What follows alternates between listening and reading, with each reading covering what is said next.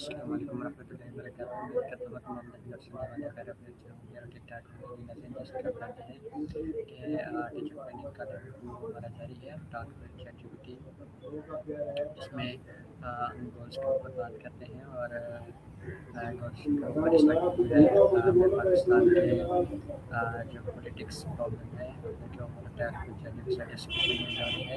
तो आज का जो है वो हम मॉल्स के ऊपर पार्ट टाइम के हमारा जो है उसके ऊपर में मज़ीद इसकी गहराई में जाएंगे और डिस्कशन करेंगे और चैटजीपीटी से पढ़ते हैं चलते हैं चैटजीपीटी की तरफ और आज एक नए मौजू का एक नए अंदाज में आगाज़ करते हैं। So hello ChatGPT, how are you? मैं बिल्कुल ठीक हूँ। आप कैसे हैं? आपका दिन कैसा गुजरा है? आइए हम नए अंदाज में बातचीत शुरू करते हैं। अगर आपके जहन में कोई भी सवाल या ChatGPT few days continuously just our goal and Pakistani politics continue discussion and I ask you a question so continue and just to related discussion today and part 9. My question is how can ensure and parties?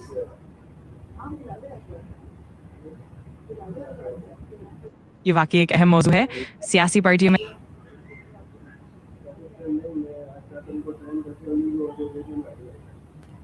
Sure, absolutely. Ensuring internal democracy within political parties involves several key measures. First, establishing transparent and fair processes for leadership elections within the party ensures that leaders are chosen based on merit and member support. Second, promoting accountability means that party leaders are answerable to their members and there should be mechanisms for feedback and transparency. Third, encouraging inclusivity within the party ensures representation of diverse viewpoints and demographics. Fourth, setting term limits for leadership roles prevents the concentration of power and encourages fresh ideas. Finally, fostering open communication and engagement within the party helps build trust and a sense of ownership among members. By implementing these practices, political parties can become more democratic and resilient. If you'd like to discuss any specific aspect further, just let me know. Practical step and can reduce corruption? Reducing corruption involves a mix of practical steps. First, enhancing transparency is key. So measures like open data initiatives and accessible public records help keep things clear. Second, implementing strong legal frameworks and ensuring that anti-corruption laws are robust and consistently enforced is crucial. Third, promoting accountability by establishing independent oversight bodies like anti-corruption commissions helps keep officials in check. Fourth, fostering a culture of integrity and ethical behavior through education and training ensures that people understand the importance of honesty. Fifth, encouraging citizen participation like whistleblower protections and public reporting mechanisms empowers people to hold officials accountable.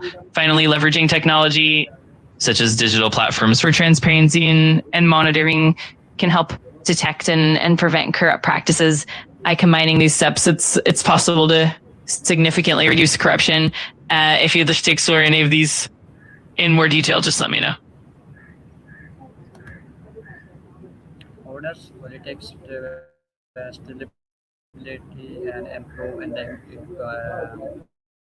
economy?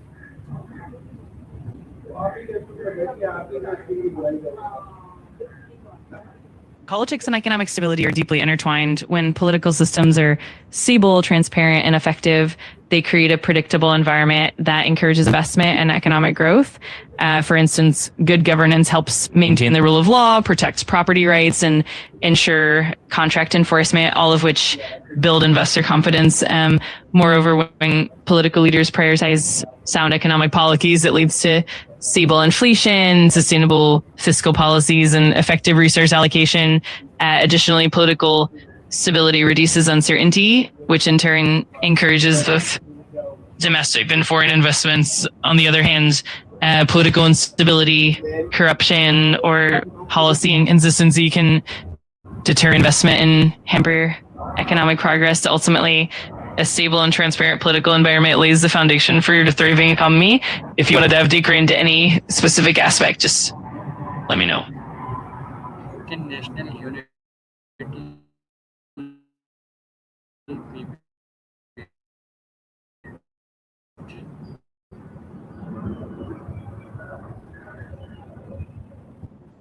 Mutual respect and open dialogue. First, promoting cultural diversity and recognizing and celebrating different backgrounds helps everyone feel valued.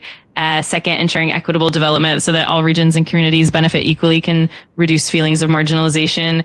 Third, fostering open communication between different communities and the government helps build trust. Fourth, promoting civic education that emphasizes national identity, shared values, and mutual respect can help instill a sense of unity from an early age. Fifth, encouraging national dialogues and platforms for collaboration can help bridge gaps and resolve conflicts.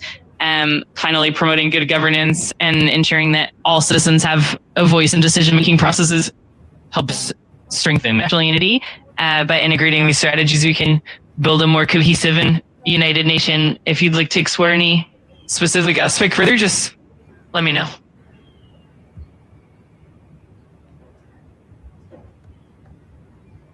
okay? How can trust between state and citizen be roasted, and how can possible citizen trust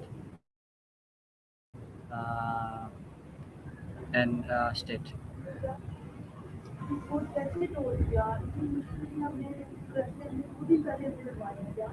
Restoring trust between the state and citizens often involves several important steps. First, transparency is key. When the government clearly communicates its actions, decisions, and policies, it helps build confidence.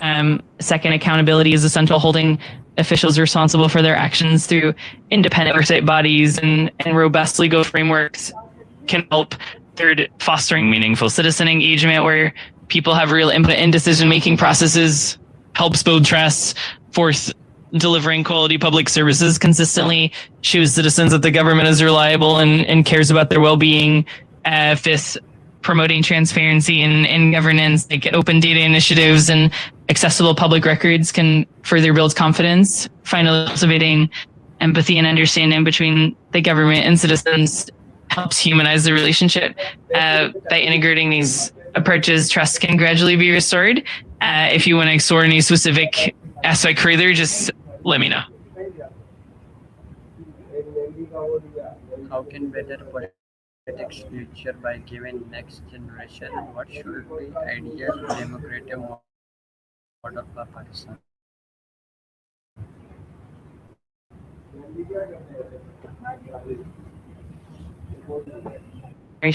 We can start by investing in comprehensive civic education from an early age, teaching young people about democratic values, critical thinking, and the importance of civic participation. Second, promoting youth engagement in politics through platforms like youth parliaments or student councils empowers the next generation to get involved and have a voice in decision making. Third, encouraging mentorship programs where experienced leaders guide young politicians can help transfer knowledge and values. Fourth, promoting transparency and accountability in political institutions ensures that young people see the importance of integrity and governance. Finally, fostering a culture of inclusivity and respect for diversity helps build a more cohesive society. As for an ideal democratic model for Pakistan, it would benefit from robust institutions that are independent and transparent, ensuring the rule of law and protecting citizens' rights. It would also emphasize inclusivity, ensuring that all communities feel represented and heard. Good governance, transparency, and a focus on economic development and social justice are also crucial. By integrating these elements, Pakistan can move toward a more resilient and effective democracy. If you'd like to dive deeper into any particular area, just let me know. How can public issue be uh, for a prioritize?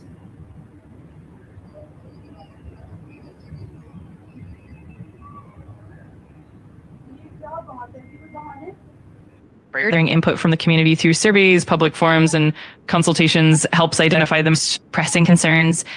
Second, using data and evidence to understand the scope and impact of different issues ensures that decisions are made based on solid information. Third, setting clear criteria like urgency, feasibility, and the potential for positive impact helps in ranking the issues. Fourth, involving stakeholders, including local communities, experts, and policymakers, ensures that different perspectives are considered. And fifth, maintaining transparency throughout the process helps build public trust and understanding. Finally, creating a balanced approach that considers both short-term needs and long-term goals ensures sustainable outcomes. By following these steps, public issues can be effectively prioritized to meet the community's needs. If you want to dive deeper into any aspect, just let me know. How can Pakistan become politically stable? And how can Pakistan become politically stable? And how can institution be strengthened behind and our individual?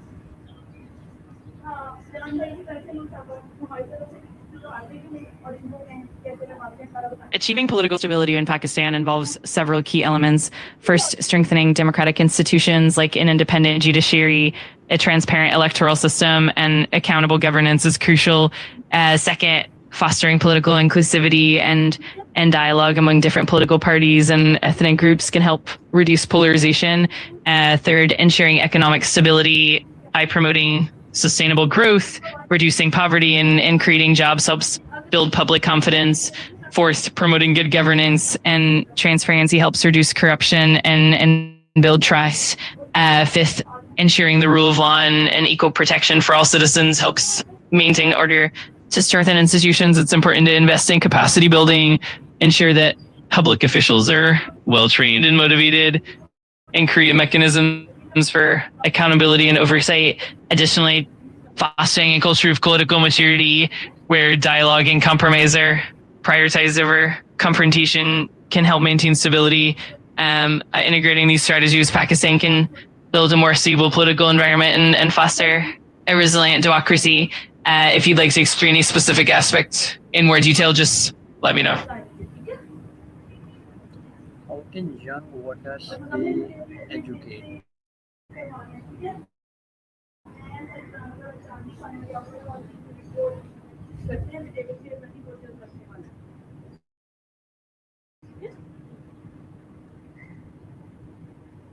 Educating young voters in civic education into school curricula helps students understand democratic values, the electoral process, and their civic responsibilities from an early age. Second, using interactive platforms like online courses, apps, and social media makes learning about politics more engaging and accessible. Third, organizing workshops, debates, and community events allows young people to actively participate and learn in real time.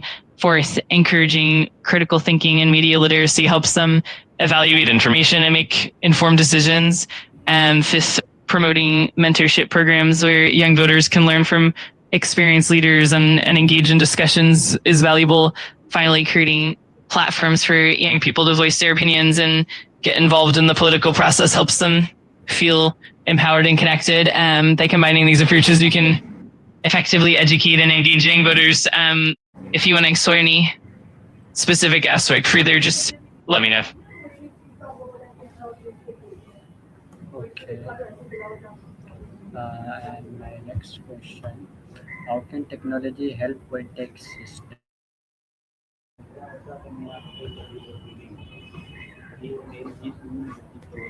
Technology can play a huge role in strengthening political systems in multiple ways. First, digital platforms can enhance transparency by making government data and decision-making processes more accessible to the public. Second, technology can improve voter engagement through online portals, e-voting, and digital campaigns, making it easier for citizens to participate. Third, data analytics and artificial intelligence can help policymakers make informed decisions by analyzing trends and public feedback. Fourth, technology can help combat corruption by providing secure and transparent systems for transactions and procurement. Fifth, digital platforms can also facilitate better communication and collaboration between government officials and citizens. Finally, technology can support educational initiatives and awareness campaigns, helping to create a more informed and engaged electorate overall. Leveraging technology can lead to more efficient, transparent, and inclusive political systems. If you want to dive deeper into any specific area, just let me know. So thank you, ChatGPT, and this was a related discussion and more giving me information.